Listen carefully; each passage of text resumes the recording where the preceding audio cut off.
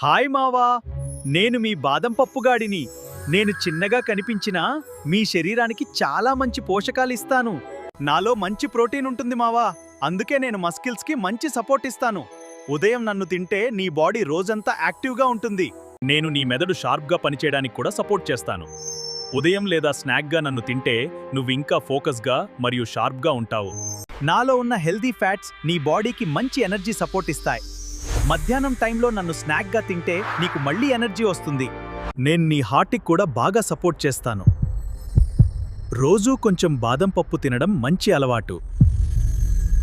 అందుకేరా మావా, రోజూ కొంచెం బాదం పప్పు తినండి.